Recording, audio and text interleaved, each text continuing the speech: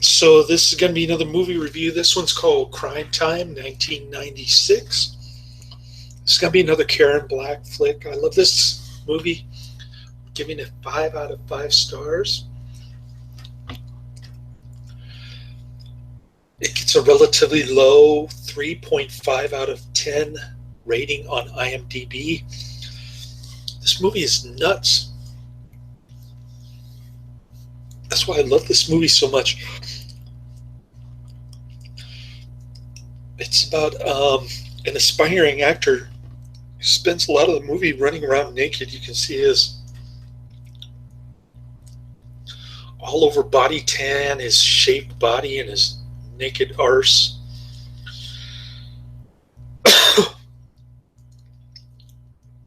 So there's that. And girlfriend likes to show her boobies a lot, so that was pretty cool. I'm not so sure about the naked guy running around, but anyway, I think his last name is Baldwin. I guess he's related to Alec Baldwin. I've never seen him in a movie before, really, but he's perfectly cast for this role because his acting is so wooden. You really think that he's going crazy at the end, and I think it helps the story move along. It is quite long, 2 hours, but I have to give it some credit. I really enjoyed this movie from beginning to end. It does drag along a little bit, but nothing that would detract from the rest of the movie, I think. It's basically a psychological thriller, which is kind of my favorite kind of genre, actually. So yeah, cool flick. Anyways, so this aspiring actor, he gets a job on a TV show called Crimetime.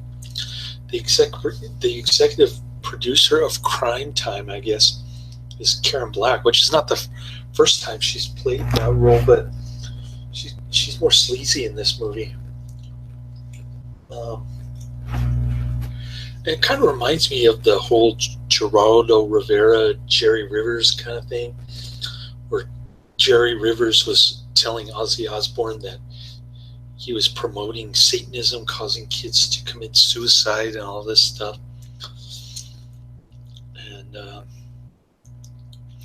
that's a similar kind of thing where on Crimetime TV show they reenact grisly murders on television in the hopes that the killer will get caught somehow. But the ulterior motive is to make money off of other people's misery, basically. So, yeah, pretty cool subplot there, if you ask me. There are really no good guys in this movie. I mean, the ending's very confusing. I couldn't understand what was going on, which kind of made it even more cheesy and more enjoyable. So there's this guy on the loose, recognizable face. He's been in a lot of movies. He's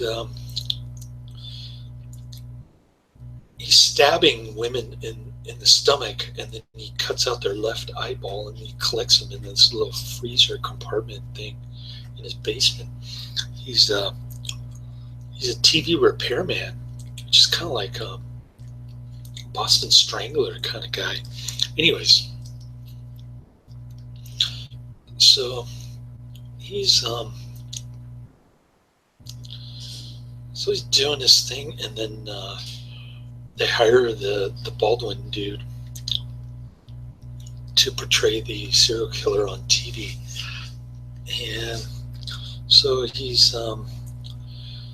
he becomes real famous, and he starts acting the part, and the ratings go up 300%, and things are going good. The more grisly murders that happen, the higher the ratings. And And so this goes on for a while. The serial killer is actually admiring the actor, and then all of a sudden the tables turn. It seems like the actor is going crazy himself, and you don't know if he did the nasty deed of knifing the stomach and cutting out the eyeball after he broke up with his girlfriend, or was it just a dream of his? It's hard to tell. Reality from fiction in this movie, in more ways than one. So then he meets up with the serial killer, and again, it's very confusing. At the end, we don't know if it's real or not, or just part of fake reality world. So, anyways, cool flick. I enjoyed it very much. Like I said, it's 2 hours long, quite long, but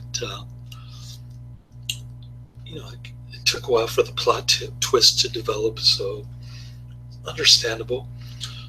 What I don't understand is the hatred of this movie. People say it lacks continuity, and it doesn't make sense. That's fine with me. It didn't bother me at all. So people said the main actor was lame. I thought he was perfect. So yeah, I'm rating this way higher. I really love this flick. Highly recommended. Check it out. And I'll try to find the trailer so I can post in the description box. But I didn't see any bonus features on this disc. It was just play movie and scene selection. So that was kind of a bummer. So this comely Chinese gal moved right next door to me. She's on some kind of Airbnb deal. I guess she's on a tourist visa, and she just popped by San Francisco, but she can't stand the mild weather here. She wants to go to Los Angeles. So we're kind of looking at each other, flirting and stuff, and then she pretended like she wanted to be my friend. She gave me totally fraudulent email and phone number. She put an email address of qq.com, which is actually a Chinese website. It's not even an email address. And then she gave me some San Diego phone number that's non-serviceable. So she tried to include this fraudulent contact information. She wrote on the back of the package for the panda keychain that she gave me as a gift. She gave another keychain to my son, and so I think she just got home and I slipped the keychain and her fraudulent contact information underneath her door. Anyways, you think that I'm a magnet for flaky women? I was talking to my ex-girlfriend. We were having back and forth emails because I wanted to know the name of the Chinese joint that I took my son. That I took her when we were dating and stuff. I wanted to know, they had really good egg rolls, and I wanted to take my son there. So she starts getting into this thing like, oh, I'm coming back during Christmas time. I want to see you and your son. I want to be your son's godmother. Blah, blah, blah. And I just said, no, I'm not interested in making friends. And my son already has a godmother who's Catholic. And then she just went off like her usual stuff. F off. That's a typical response that I get from her. Like I won't even be communicating with her, and I'll just get text messages that say F off. And she was the one who ran away, ditched me and my son because she wanted to be alone in Minnesota. So it makes no sense. Um, like I said, I'm a magnet for flaky women, in particular Chinese women, and it comes with the territory, I guess. Um, and Adrian finally saw Frozen Flesh, which is like self-torture. I only watch that when I'm on Dayquil, because that's the only way I can sit through it without taking my eyes off, listening to the whole thing from beginning to end, watching the whole thing from beginning to end. So, yeah, that's got to be the worst movie of all time. He said Amityville Asylum was the worst, or something like that. I said, dude, you haven't seen Frozen Flesh yet. So I double dared him to watch it. And apparently his daughter heard the annoying keyboard sounds through the headphones or something. Pretty funny stuff, man. I love this guy, Adrian. He's a hoot and a holler. Anyways, I'm going to get that movie review in. Try to see if I can find the trailer for you, and if I can, I'll post it in the description box. But like I said, didn't have any luck with the bonus features, so that's the end of my review. Later.